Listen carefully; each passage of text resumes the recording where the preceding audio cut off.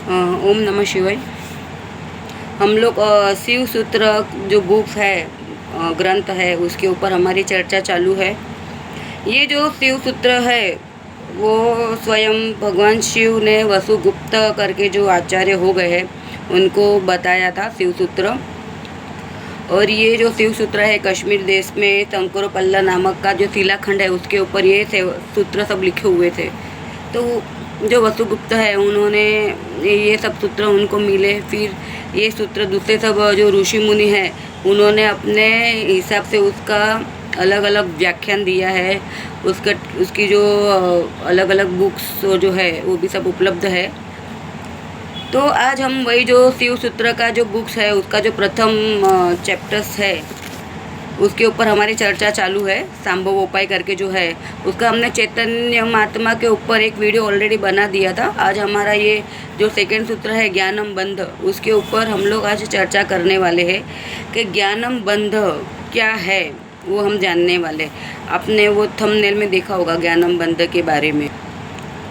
यह जो शिव सूत्र है बहुत छोटा है, लेकिन इसका जो अर्थ है वो अत्यंत गहरा है।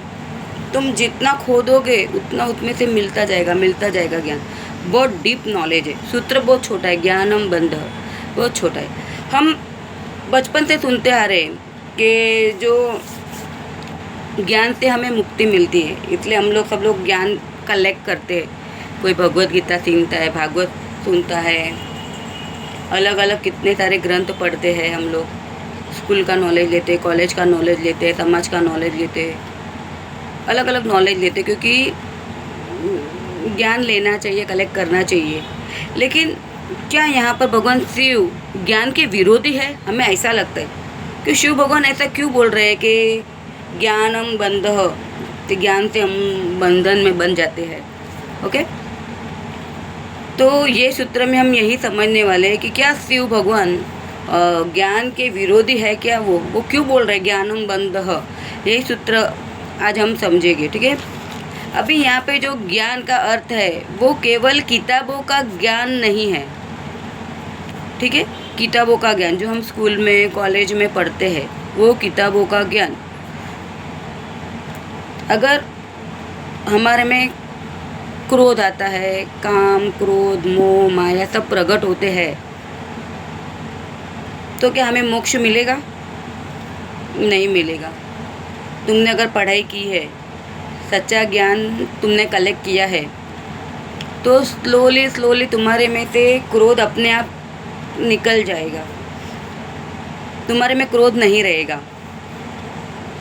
हमारे भगवान ने भी बहुत उपसर्ग सहे थे, लेकिन उन्होंने मुड़कर रिप्लाई नहीं दिया। उनके पैरों में सांप ने काटा तो भगवान के पैरों में से खून नहीं निकला था, दूध निकला था। उन्होंने दूध निकला जाए ताकि सांप दूध पी सके, है ना। फिर उनके सिर पर वो जब ध्यान कर रहे थे तो वो लकड़े जलाए थे खान, तो भी भगवान ने कुछ नहीं बोला, है ना। तो वैसे ही जो साधना मार्ग में जाते हैं उनको क्रोध बहुत कम आता है, वो क्रोधी नहीं होते। कभी अगर तुम्हारे पास किताबों का नॉलेज होता, वो खाली पढ़ा है, तुमने बुक में पढ़ा है, ओनली पढ़ा, रट लिया, एग्ज़ाम में जाके आंसर दे के आ गए, फिर दूसरे दिन वो नॉलेज गया, यहाँ से ऊपर से निकल गया, यहाँ से यहाँ पे अंदर नहीं आया दिल में, ठीक है। अगर वो नॉलेज यहाँ से यहाँ पे नहीं आया तो तुम्हारे में क्रोध रहेगा, ईर्ष्या भी रहेगी। अरे उसको ज़्यादा मार्क्स आया, मेरे को कम मार्क्स क्यों आया? या तो उसके पास बहुत सारी प्रॉपर्टी है, मेरे पास क्यों नहीं है? अरे उसके पास तो लड़का है, लड़की है, बच्चे हैं, सब कुछ है, मेरे पास कुछ नहीं है। ईर्ष्या बहुत चीज़ के लिए आती है, ठीक है ना। तो जिसको ये सच्चा ज्ञान हो जाता है उसको ईर्ष्या नहीं आती है। अगर तुम्हें ईर्ष्या भी आ रही है, तुम्हें क्रोध भी आ रहा है, तुम्हें भय भी लग रहा है, तुम्हें डर लग रहा है कि अरे मेरा क्या होगा, फ्यूचर में क्या होगा, फ्यूचर में बच्चों का क्या होगा, पैसा कहाँ से आएगी, अगर मैं बीमार गिरा तो क्या होगा, मृत्यु का डर है, और बहुत सारा अलग अलग डर रहता है हमें, ठीक है ना। जब तक तुम्हें डर है तब तक भी तुम्हें ज्ञान नहीं है। क्योंकि जब भी तुम्हें सच्चा ज्ञान हो जाता है तो तुम्हें डर भी नहीं लगता, क्योंकि तुम्हें पता होता है कि जो आत्मा है वो कभी मरती नहीं है। ये शरीर है वो सिर्फ कपड़े जैसे हम बदलते हैं, है ना, रोज़ कपड़े बदल के दूसरे पहन लेते हैं ना के सुबह को। तो वैसे शरीर भी क्या होता है, जब भी गीता में उपदेश, गीता में लिखा है, आपने पढ़ा होगा ना, कि शरीर क्या करता है। जैसा भी हम लोग काफ़ी शरीर, आत्मा या शरीर छोड़ के दूसरा वापस से बॉडी ले लेता है, मिल जाता है उसको, है ना। तुम्हारा जैसा कर्म है वो हिसाब से तुम्हें नेक्स्ट बॉडी मिल जाती है। आत्मा मरती नहीं, आत्मा कंटिन्यू तुम्हारी चलती रहती है। हमें सिर्फ मुक्ति कैसे मिले उसका प्रयास करना चाहिए। तो भय लगने का तो चिंता ही नहीं है कि भाई मेरा अभी मैं बुढ़ी हो गई, अभी मेरे को तो देखो बाल भी वाइट आ गए, मेरे को इच्छा नहीं होती मैं कलर करूं, भले पढ़ाओ, कुछ फ़र्क नहीं पड़ता। तो तुम्हें भय नहीं लगना चाहिए, अहंकार भी नहीं होना चाहिए कि मेरे पास बहुत ये है वो है, कुछ नाम है, प्रॉपर्टी है, करोड़पति हूँ, ये हूँ वो हूँ, नहीं। अगर तुम्हारे पास नॉलेज है तो तुम्हारे पास, तुम्हारे भीतर जो है वो सबके लिए प्यार आएगा। तुम क्रोध नहीं करोगे, ईर्ष्या नहीं करोगे, तुम्हें भय नहीं लगेगा, अहंकार नहीं आएगा। अगर तुम्हारे पास ये सब कुछ है, तुम क्रोध कर रहे हो, अहंकार कर रहे हो, भय है तुम्हारे पास, तो तुम्हें सच्चा नॉलेज अभी तक कलेक्ट नहीं हुआ है। दूसरी है सुनी सुनाई बातों पर, किसी ने बोल दिया तुमने यकीन कर लिया, तो भी वो भी ज्ञान की श्रेणी में नहीं आता। किसी ने कुछ बोल दिया तुमने मान लिया, ठीक है ना। किसी ने तुम्हारे कान भर दिए, तुमने जग के झगड़ा कर लिया, है ना। या तो किसी ने बोल दिया कि भाई ये मंत्र है, ये मंत्र पढ़ो तो तुम्हें इससे ईश्वर की प्राप्ति हो जाएगी, तो तुम पढ़ने बैठ गए। तुम्हें मतलब मंत्र वो सही है गलत है कि क्या है वो भी तुम्हें नहीं पता। मंत्र है या तो दूसरा कुछ भी है, कोई भी चीज़ है, सुनी सुनाई बातों पर तुम विश्वास कर लेते हो, पढ़ लेते हो, स्कूल में कॉलेज में बुक पढ़ लेते हो, ठीक है ना, लेकिन उसका अनुभव नहीं किया। जब तक तुम अनुभव नहीं करते तो वो भी कुछ काम का नहीं है। तुम्हें अनुभव करना बहुत ज़रूरी है। दूसरा है याद किया हुआ ज्ञान, वो भी ज्ञान की श्रेणी में, इसमें यहाँ पे भगवान शिव बोलते नहीं है कि तुमने खाली ऐसा ही रट लिया लेकिन तुम्हें उसका अनुभव नहीं है अभी तक, ठीक है ना। जैसे कि मैं अभी सोच रही हूँ, मैंने अभी तक आजकल मैंगो कभी चखा नहीं है कैसा है, मैंगो देखा नहीं कैसा है, लेकिन मैंने मैंगो के ऊपर जो आम है उसके ऊपर 100 किताबों पढ़ चुकी है कि आम ऐसा होता है, वैसा होता है, उसका स्वाद ऐसा होता है, तब पढ़ लिया। लेकिन खाली वो मैंने याद कर लेने से या सुनी सुनाई बातों से क्या मुझे वो आम का स्वाद का अनुभव जो मैंने किया ही नहीं तो कैसे हो सकता है, नहीं होगा ना। उसके लिए तो मुझे आम चखना पड़ेगा। जब भी मैं आम चखूँगी तभी मुझको उसका अनुभव होगा कि वो कैसा है। सेम वैसे ही जो ज्ञान है वो हम कहीं सुनी सुनाई बातों पर या तो फिर बुक के नॉलेज के ऊपर हमें उसका अनुभव नहीं होता है, वो ज्ञान नहीं है। दूसरा है अनुभव, जो हमको बोलते हैं ना अहंकार पैदा करने वाला जो ज्ञान होता है वो भी इस श्रेणी में नहीं आता है। अहंकार पैदा करने वाला ज्ञान मतलब अरे मैं डॉक्टर हूँ, मुझे सब कुछ आता है, मैं वकील हूँ, मैं कलाकार हूँ, मैं आर्टिस्ट हूँ, मैं कोई जगह का बहुत बड़ा नेता हूँ, मैं ट्रस्टी हूँ, मैं ये हूँ, मैं वो हूँ। तो तुम्हें क्या होता है, अहंकार पैदा हो जाता है। और अहंकार वाला जो ज्ञान है ना वो भी ज्ञान ये श्रेणी में नहीं आता है। ये जो अभी हम लोग यहाँ पे जो सूत्र शिव भगवान ने बताया ज्ञानम बंधः, ये ज्ञान बंधः किसके लिए है, इन लोगों के लिए ही है जिनके पास अहंकार वाला ज्ञान है, जिनके पास किताबों वाला ज्ञान है, जिनके पास याद किया हुआ ज्ञान है, खाली बुक पढ़ के याद किया हुआ रट्टा मार रहा है या तो कहीं से सुनी सुनाई बात है। ये सब जो ज्ञान है जिनके पास, वो सब ज्ञान कहता है वो बंध का कारक है कि तुमने कहीं पे सुना है, किया है, ये वो या तो बुक में से पढ़ के रट लिया है, तो ये सब ज्ञान क्या है, बंध का कारक है।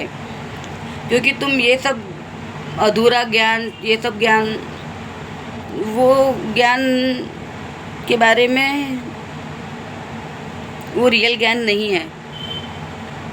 अभी ये सब ज्ञान के बारे में ज़्यादा बोलूँगी तो कितने लोग को मिर्ची लगेगी। क्यों? क्योंकि है ना करोड़ों का धंधा चल रहा है अभी स्कूल के नाम पे, कॉलेज के नाम पे, कितनी फीस लेते हैं। लेकिन जो सच्चा ज्ञान है ना, वो अभी हमारे स्कूल में बच्चों को पढ़ाया नहीं जाता है। अभी इसके बारे में तो डिटेल में मुझे दूसरे कभी बोलना पड़ेगा।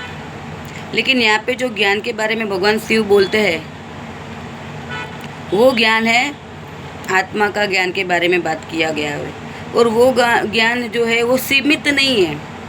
स्कूल का ज्ञान कैसा होता है? सीमित होता है। कॉलेज का ज्ञान सीमित होता है, उनका सिलेबस है, उतना ही तुम्हें पढ़ना है, बराबर ना। लेकिन ये जो आत्म ज्ञान है वो सीमित नहीं है, वो अनलिमिटेड है। ठीक है, कैसा है? वो अनलिमिटेड। और ये जो हमारा आत्म ज्ञान है वो हमें अनुभव से मिलता है, किताबों से नहीं मिलता है। अभी अनुभव से मिलता है मतलब क्या? मैंने बोल दिया अभी, मैं प्रवचन दे रही हूँ, मैंने बोल दिया कि भाई अंदर आत्मा में भगवान बैठे हैं, उसको जानो पहचानो, ये वो बहुत सारे, मतलब तुमको तो पता होगा, बहुत सारे तुमने ग्रंथ पढ़े होंगे। तो बोला, तुमने मान लिया, ऐसे ये अनुभव नहीं। अनुभव मतलब क्या? तुम खुद बैठो, साधना करो, मेडिटेशन करो, अपने आप से सवाल पूछो, मैं कौन हूँ, मैं कहाँ से आया हूँ, मैं जो कुल में पैदा हुआ हूँ, मैं वो कुल में क्यों पैदा हुआ हूँ, मेरे अभी कोई इतना अमीर है, कोई इतना गरीब है, क्यों ऐसा है? ये सब सवाल अपने मन से पूछो, चिंतन करो, मनन करो, निधि ध्यास करो। तो आस्ते आस्ते जब भी हम अपने आप को सवाल पूछते हैं, मेडिटेशन करते हैं, तो आस्ते आस्ते हमें ये सब सवालों का जवाब अपने आप मिलना शुरू हो जाता है। क्योंकि हमने जो पूर्व जन्म में कर्म किया है वो हिसाब से ही हमें ये जन्म में हमारी बॉडी मिलती है। ठीक है, और हमने अगले जन्म में क्या कर्म किया था वो भी हमें हमारे साधना के द्वारा हमें वो नॉलेज मिलता है। जब भी हम साधना करते हैं तो हमें हमारा पूर्व जन्म भी हम देख सकते हैं। तो वो सब अनुभव किताब पढ़ने से नहीं मिलता है। जो भी किताबों का ज्ञान में वो अनुभव तुम्हें नहीं मिलेगा। उसमें तो बता दिया है, समझो भी आजकल जैसे बता देते कि ये बीज डालो, उसमें से झाड़ उगता है, फिर उसमें वो झाड़ बहुत बड़ा होगा, आम का झाड़ का समझो है एग्जाम्पल, कि वो गुठली डाला ज़मीन में, इतने दिन के बाद में वो झाड़ उगेगा, फिर 8-10 साल के बाद में उसमें फ्रूटिंग चालू होगा, है ना। या तो फिर उसका अगर तुम वो कोई झाड़ में ऑलरेडी आम उग रहा है तो उसका तुम कटिंग करके वो क्या बोलते हो उसको, तुम जो नया बी में से झाड़ उगता है उसमें वो झाड़, जो दूसरा झाड़ है उसका तुम लागे उगा दो। मुझे अभी वर्ड याद नहीं आएगा उसको क्या बोलते हैं।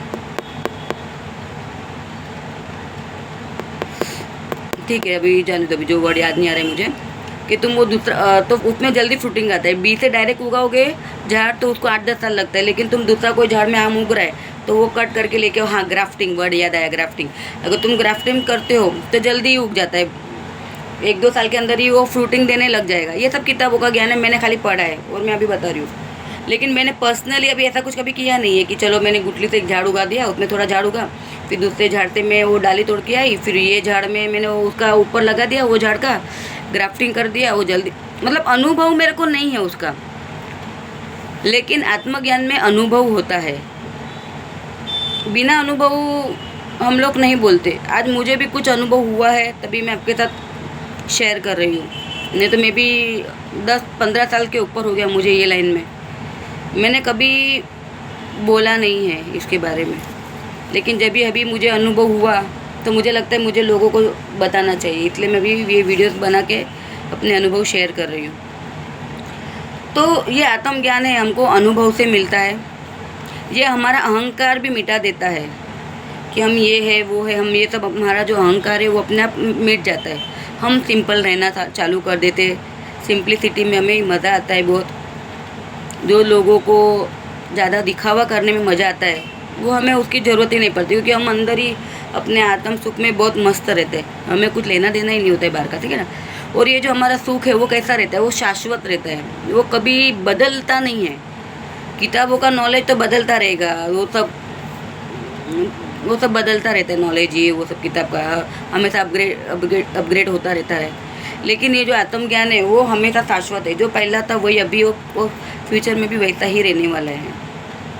और जो किताबों का नॉलेज है स्कूल का, वो कहता है वो बंधन बन सकता है अपने लिए, वो बंधन का कारक है हमारे लिए, ठीक है। जबकि ये आत्मज्ञान है वो मुक्ति देता है हमें, वो हम बंधन में नहीं बांधता है, ठीक है। दूसरा जो नॉलेज है, संसार का नॉलेज है, वो हमें क्या करता है, बंधन में बांधता है। ये मेरा हस्बैंड, ये मेरी वाइफ, ये मेरे बच्चे, ये मेरा मम्मी पापा, ये वो दूसरा नॉलेज, ये मेरी दुकान, ये मेरा घर, ये जितना तुम्हें नॉलेज होता है वो सब तुम्हें बंधन में बांधता है। और जब भी तुम बंधन में बंध जाते हो ना, फिर तुम वो 4 दीवार के अंदर ही, वो बंधन के अंदर ही रहते हो, तुम बाहर नहीं जा सकते हो, है ना। तुम और कुछ कर नहीं सकते हो। और तुम्हें अगर और तुम उतने में तुम्हारा नॉलेज भी उतना ही रहता है, उतने में तुम फिर अभी उतने में जो तुम्हारा काम धंधा है वही नॉलेज लोगे, वही काम करोगे, उतना वही चलता रहता है। तो वो नॉलेज कहता है वो बंधन बन जाता है एक जात का। जबकि आत्मज्ञान है वो तुम्हें बंधन में नहीं बांधता, वो तुम्हें मुक्ति दिलाता है, ठीक है ना। तो संसार का नॉलेज कैसा होता है दूसरा, फिर ये भाव में तुम्हारा जो भी रिलेशन है उसमें कभी ना कभी तुमसे कुछ ना कुछ एक्टिविटी ऐसी हो जाती है जिससे कारण तुम नए कर्म भी बांध लेते हो। पुराना कर्म आया, उदय में आया, तुम्हें उसको भोगना है पुराना कर्म को, तो साक्षी बन के सिर्फ भोगो वो कर्म को तुम। लेकिन तुम्हें नॉलेज है नहीं, आत्मज्ञान नहीं है, नॉलेज नहीं, तो तुम क्या करोगे, वो जो जूना अगले भाव का जो उदय में आया है वो कर्म भोगने के लिए तुम सामने वाले व्यक्ति से वापस से झगड़ा करोगे, कुछ भी करोगे, तो क्या हुआ, पुराना कर्म आया वो तो भोगा, लेकिन तुमने और मरने के बाद में दूसरा तुम जन्म लेने वाले हो ना, उसके लिए और कर्म बांध लिया अभी साथ में, क्योंकि तुमने झगड़ा किया, ये हुआ। ऐसा नहीं कि वो कर्म उदय में आया है तो उसके साथ तुम्हें कुछ वापस से झगड़ा वगड़ा नहीं करना है, वापस से कुछ भी कि ज़्यादा प्यार व्यार नहीं करना है कि वापस से नया कर्म बंद हो जाए, कि वापस से तुम्हें नेक्स्ट भाव वापस से भोगने के लिए ये आत्मा भी वापस से तुम्हें मिले, हमारी आत्मा भी वापस से मिले, वापस से जन्म ले।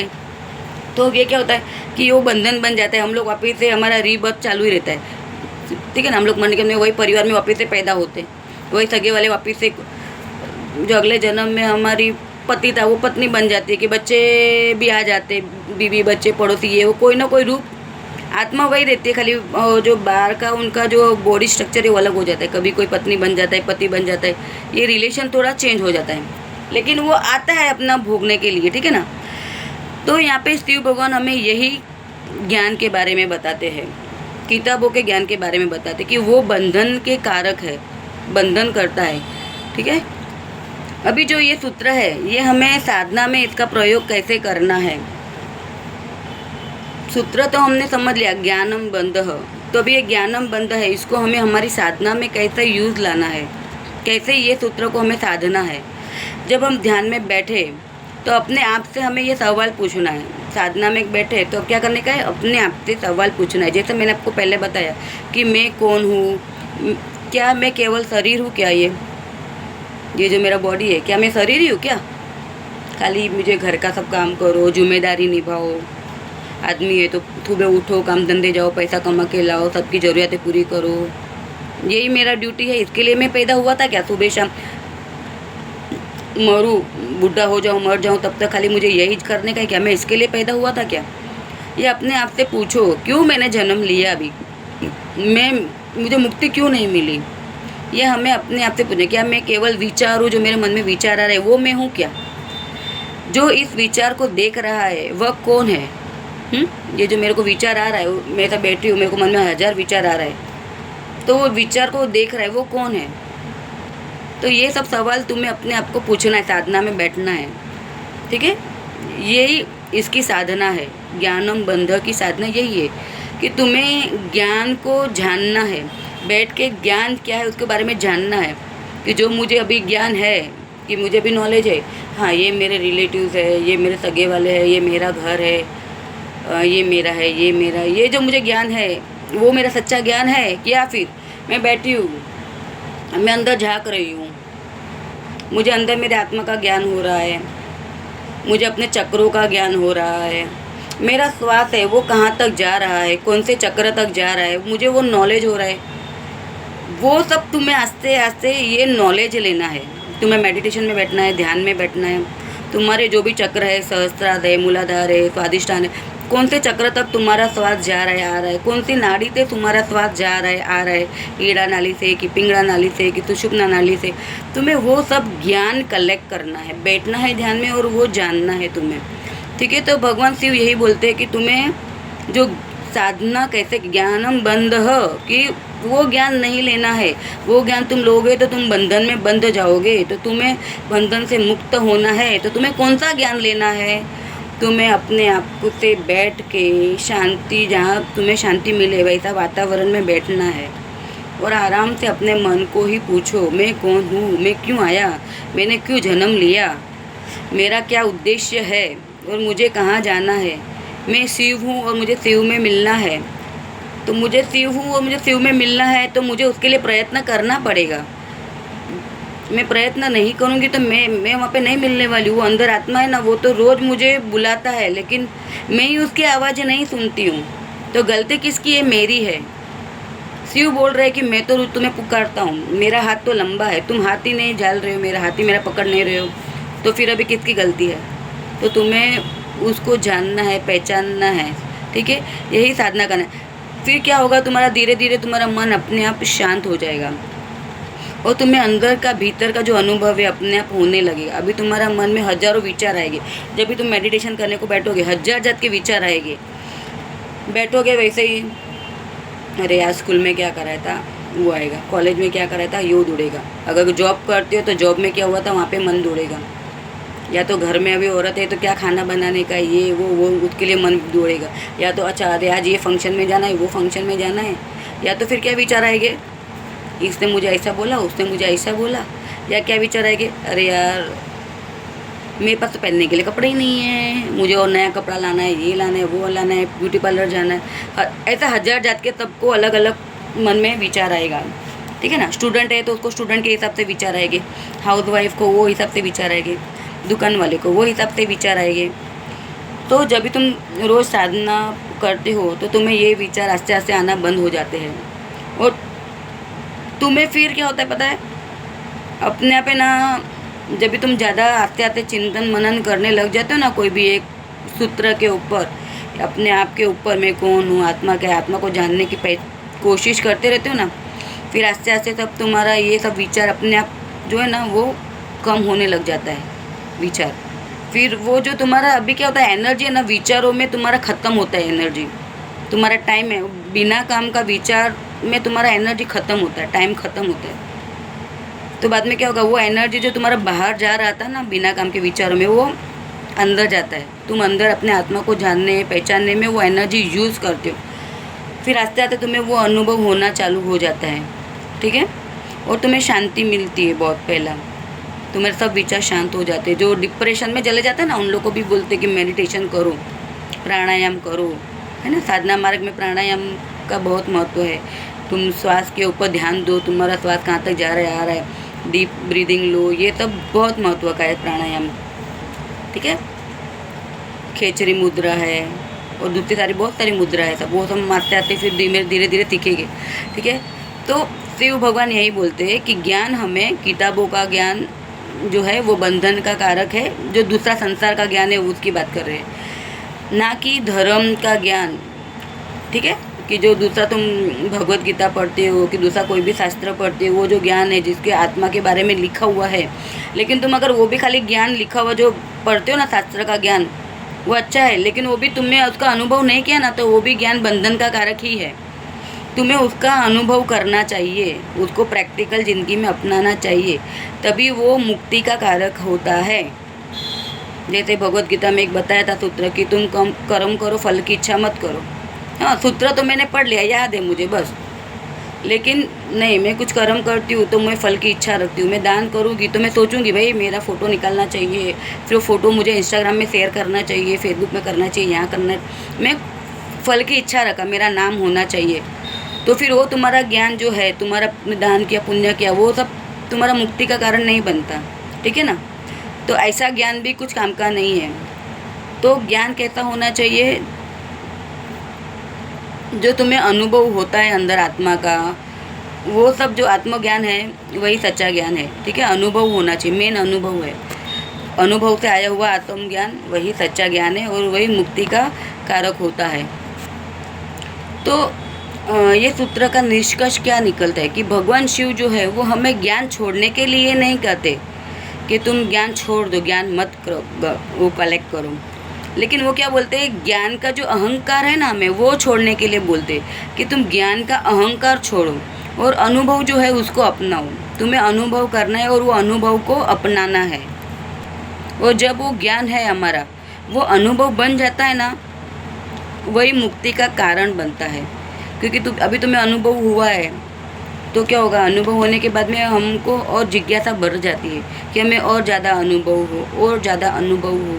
मैंने शिव के दर्शन तो किए, मुझे और अनुभव हो, मुझे वो अनहद नाथ जो मैंने सुनी है वो अनहद नाथ और पहले मुझे थोड़ी देर सुनाई दी, मुझे अभी और ज़्यादा देर सुनाई दे। अभी जो अनहद नाथ क्या है उसके बारे में भी मैं फिर कभी आपको बताऊँगी। तो वो सब हमें फिर आस्ते आस्ते जो अनुभव है, वो अनुभव जो होता है वही मुक्ति का मार्ग बन जाते हैं। अभी जो अलग अलग आचार्य है वो ये सूत्र के बारे में क्या कहते हैं वो मैं आपको बताती हूँ। एक लक्ष्मण जू करके एक आचार्य हो गए, वो कश्मीर सेव दर्शन के हैं, कश्मीर में रहते थे। अभी वो क्या कहते हैं वो सूत्र पर, वो बोलते हैं कि जो ज्ञान हमें सीमित बना दे वही बंधन है, सीमित बना दे, ठीक है। जो ज्ञान हमें सीमित बना दे वो क्या है, वही बंधन है। ऐसा कौन कहता है, लक्ष्मण जू। सीमित बना दे मतलब क्या, कि हमें लिमिट में बांध दिया। हमें नॉलेज, हमें लगता है अरे हमें तो बहुत कुछ आ गया, हमें कोई डिग्री मिल गई तो हमें बहुत कुछ आ गया, हम बहुत बड़े हो गए। नहीं, वो ज्ञान सीमित बना दे, वो ज्ञान नहीं है। ज्ञान तो बहुत बड़ा है, वो तो समुंदर है, समुद्र। तुम्हें जितना नॉलेज हो ना उतना कम ही है। तुम खोदते जाओगे ज्ञान मिलता जाएगा, तुम पागल हो जाओगे, इतना सारा ज्ञान है। तो जो ज्ञान हमें सीमित बना दे वो क्या है, वही बंधन है। वैसा लक्ष्मण जू कहते हैं। ऐसे दूसरे जो आचार्य है अभिनव गुप्त करके, अभी वो क्या कहते हैं, अभी हम वो जानते।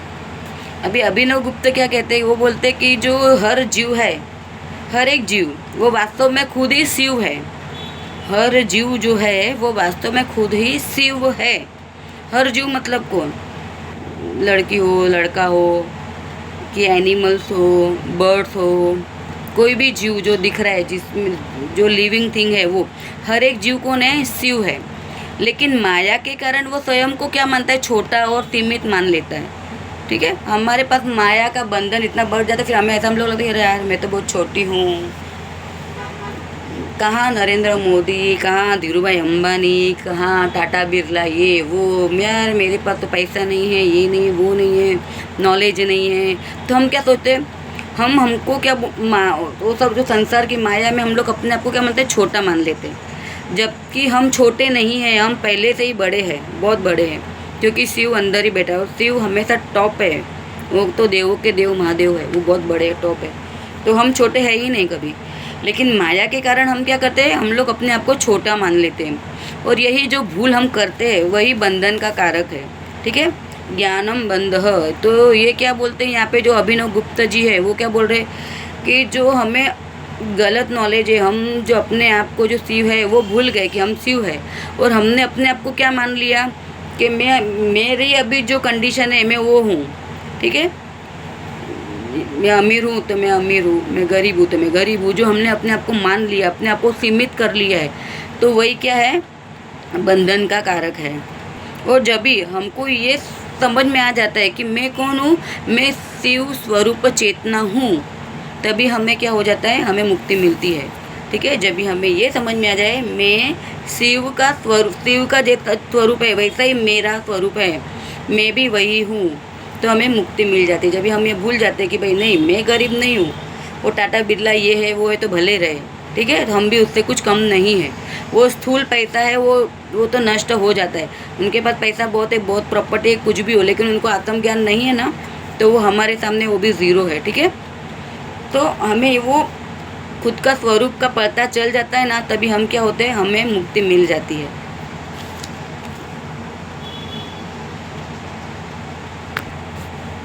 अभी जो शंकराचार्य है, आदि शंकराचार्य, उनका क्या मत है, वो क्या करते हैं। अद्वैत वेदांत के बहुत सारे ग्रंथ आदि शंकराचार्य ने लिखे हुए हैं। तो वो क्या बोलते हैं कि हमें कोई भी शास्त्र है कि कुछ भी है, हमें पहले उसका श्रवण करना चाहिए, सुनना चाहिए। हम कोई सूत्र पहला सुनते, फिर वो सूत्र के ऊपर मनन करना चाहिए, चिंतन मनन करते ना, वो चिंतन मनन करना, फिर निधि ध्यान करना चाहिए, उसके पे ध्यान लगाना चाहिए। तो तब भी जाके फिर वो हमें उसका नॉलेज होता है। अभी आज मैंने कोई सूत्र आपको बता दिया, ज्ञानम बंधः, तो वो सूत्र तुमने सुन लिया, लेकिन बाद में सुनने के बाद में मोबाइल बंद करके रख दिया, फिर तुम तुम्हारे संसार के काम में लग गए, तो कुछ मतलब नहीं है। लेकिन वो सूत्र सुनने के बाद में तुम उसका मनन करते रहो, ठीक है ना। जैसे अभी दही जमाया है तो फिर उसको तुम बहुत वो करते हो, जैसे छाछ बनाने के लिए करते, तो क्या होगा, फिर वो मक्खन निकलता जाता है ना, मक्खन, फिर वो मक्खन को गर्म करोगे तो घी निकलेगा, है ना। तो वैसे ही ज्ञान भी वैसा ही है। वो पहले तुमने श्रवण कर लिया, वो दही था, फिर उसको झेरा, है ना, तो ऊपर से मक्खन आया, वो क्या था, वो मनन था, और बाद में उसका निधि ध्यान किया। तो बाद में हमें वो जो निधि ध्यान है, ठीक है, मतलब क्या है, वो घी है, घी। वो सूत्र सुना, उस पर चिंतन मनन किया, उसका निधि ध्यान किया, बैठा, वो ध्यान में गए, वो सूत्र को बहुत सोचते रहे क्या है उसका हाल। एक ही सूत्र के ऊपर आखा दिन सोचो, चिंतन मनन का आखा दिन चिंतन मनन करो। एक दिन क्या, तुमको 5-10 दिन भी कम लगेंगे अगर कोई एक सूत्र पकड़ लोगे ना। और सूत्र तो छोटा है, लेकिन उसको तुम अपने हिसाब से जब भी उसमें वो मनन करते जाओगे ना, ध्यान में ऐसे बैठ के वो सोचते जाओगे, तो उसका प्लस पॉइंट माइनस पॉइंट इतने सारे तुम्हें मिलेंगे ना। वो चिंतन मनन करोगे ना, वो तो ऐसा आता, वो बोलते ना, वो छाछ बनाते हो, मक्खन निकलता जाता है, वो उसमें से मक्खन निकलता जाएगा, और लास्ट में तुम्हें वो गर्म करके घी मिलता है मेन। वैसा इसमें तुम्हें मेन क्या, वो सूत्र का मेन और वो है ना निष्कर्ष, वो तुम्हें प्राप्त होता है। तो वैसे आदि शंकराचार्य बोलते हैं कि कोई भी सूत्र है तो वो खाली किताबों का ऐसा तैसा पढ़ के मत रख दो, उसका तुमको श्रवण करो, उसका वो श्रवण भी गुरुमुख से किया होगा तो ज़्यादा अच्छा है। श्रवण करो, उसका चिंतन मनन करो, उसका निधि ध्यान करो, ठीक है, तो वही मुक्ति का कारण बनता है। अभी जो ओशो है, अभी ओशो जो है वो क्या कहते हैं इसके बारे में मैं आपको बताती हूँ। ओशो बोलते ये जो उधार का ज्ञान है उसको छोड़ो। हाँ, हम लोग उधार का ज्ञान लेते हैं ना, बुक में से पढ़ लिया, किसी के पास से सुन लिया, तो ये सब उधार का ज्ञान ही है, खुद का ज्ञान नहीं है ना। मैंने दूसरे का अनुभव सुना, अच्छा ये ऐसा होता है, अच्छा ये होता होता, ठीक है ना, तो ये उधार का ज्ञान है, खुद का ज्ञान नहीं। तो वो तो बोलता है कि उधार का ज्ञान सबसे बड़ा बंधन है, ठीक है, वही सबसे बड़ा बंधन है, क्योंकि हमें खुद का तो ज्ञान है ही नहीं, हमने उसको ही हाँ हाँ मान लिया, ठीक है ना। तो तुम्हें अगर जब भी खुद की जानकारी होगी, खुद का अनुभव होगा, तो खुद के अनुभव में उतरने को बोला है ओशो ने, कि जानकारी को छोड़ो और अनुभव में उतर जाओ, ऐसा बोला है उन्होंने, ओशो ने, कि हम लोग 1000 किताब पढ़ते और जानकारी कलेक्ट करते, ठीक है ना। भगवद गीता में क्या लिखा है, वेदों में क्या लिखा है, उपनिषद में क्या लिखा है, अथर्ववेद में क्या लिखा है, भागवत कथा में क्या लिखा है, देवी पुराण में क्या लिखा है, शिव पुराण में क्या लिखा है, कि जैन धर्म के बौद्ध ग्रंथ है उसमें क्या लिखा है, कि बौद्ध धर्म के ग्रंथ है उसमें क्या लिखा है। सब जानकारी कलेक्ट करते हैं, लेकिन अनुभव तो शून्य है, तो कुछ महत्व नहीं है। तो वो तो बोलते हैं कि तुम तब जानकारी मत कलेक्ट करो, तुम खाली 2-4 सूत्र है, और वो 2-4 सूत्र को भी एकदम अच्छे से जान लो और उसका अनुभव करोगे ना, तो भी तुमको एक बाकी सब जो जानकारी ना अपने आप मिल जाती है। ज़्यादा कलेक्ट करने की ज़रूरत नहीं, तुम उसको डीप में अनुभव करो, ऐसा ओशो कहते हैं हमें। तो इसी प्रकार जो हमारा ये सूत्र है ज्ञानम बंधः, जो भगवान शंकर शिव ने कहा था, तो ये सूत्र में भगवान जो शिव है वो ज्ञान का विरोध नहीं करते हैं, बल्कि उस ज्ञान का विरोध करते हैं जो हमें अपने वास्तविक स्वरूप से दूर ले जाए, ठीक है। जो हमारा वास्तविक स्वरूप है उससे हमें दूर लेके जाता है, वैसा ज्ञान का विरोध करते हैं भगवान शिव। हमारा वास्तविक स्वरूप क्या है, चेतना है, जो शिव है वही हम है, हमारा कभी अंत नहीं हो सकता है, हम प्रकाश के पुंज है। सुख हमारे अंदर ही है, सुख बाहर नहीं, हम बाहर सुख ढूंढते हैं, है ना, कि बाहर का पढ़ाई बढ़ाई ये वो ज़्यादा करते हैं, हम लोग को लगता है कि हमको ये मटेरियल वर्ल्ड का कुछ मिल गया तो हम सुखी हो गए। तो ये जो सब नॉलेज है वो हमें हमारे वास्तविक सुख से दूर करता है ना। तो भगवान शिव है वो जो ये सब किताबों का नॉलेज है उसका विरोध करते हैं, वो ज्ञान का विरोध करते। भगवान शिव बोलते हैं तुम अपने वास्तविक ज्ञान को पहचानो। तो जो शिव भक्त है उनको भगवान क्या संदेश देते हैं? उनको भगवान यही संदेश देते हैं कि तुम तुम्हारे वास्तविक जो ज्ञान है, रियल ज्ञान है, उसको जानो, ना कि किताबी ज्ञान को जानो, क्योंकि किताबी ज्ञान, बाहर का ज्ञान जो भी तुम जानोगे वो बंधन का कारक बन जाता है। और जो ज्ञान अनुभव बन जाता है, ठीक है ना, जो हमने कोई ज्ञान कलेक्ट किया, अगर वो अनुभव में गया, अनुभव हुआ उसका, तो वही मुक्ति बन जाता है। मैंने आत्मज्ञान के बारे में जाना, आत्मा ऐसी है वैसी है, ये सब जाना, कैसा चक्र होता है, ये सब जाना मैंने, अनहद नाद होता है, ये सब जाना मैंने। अभी वो सब मैंने बुक में पहला वो श्रवण किया, उसका फिर चिंतन मनन निधिध्यासन किया, उसको अनुभव में लाया और मैंने वो देखा, उसका अनुभव किया, तो वही क्या होता है, हमारा मुक्ति का कारण बनता है। तो इसी प्रकार हमारा ये जो सेकंड सूत्र है, उसके बारे में मैंने आपको विस्तृत जानकारी दी कि ज्ञानम बंध क्या है। और फिर भी अगर आपको किसी को नहीं समझ में आया हो तो मुझे नीचे कमेंट में बताना कि आपको क्या नहीं समझ में आया और आपको कैसा लगा, वो भी मुझे बताना। तो मैं नेक्स्ट वीडियो में वो हिसाब से आपको समझाने की कोशिश करूँगी, ताकि आपको और अच्छे से समझ में आ जाए, ठीक है। तो आस्ते आस्ते मैं, जैसे मेरे को टाइम मिलता जाएगा, मैं वैसे वैसे वीडियो बना के अपलोड करती जाऊँगी। तो आप लोग मुझे लाइक करना, सब्सक्राइब करना, और जो भी शिव भक्त है उनको मेरा ये वीडियो ज़रूर पहुंचाते रहना। ये वीडियो बनाने का मुझे तो कुछ इच्छा, मतलब सोचा नहीं था मैं ये शिव सूत्र के ऊपर बनाऊंगी वीडियो। ये स्वयं प्रभु शिव की आज्ञा थी, तो मैंने ये बनाना चालू किया है। तो आप सबका सपोर्ट रहे, और आप सब, कुछ भी गलती हो, कुछ भी हो तो मुझे बताना, और गलती हो तो माफ़ करना, ठीक है। Thank you.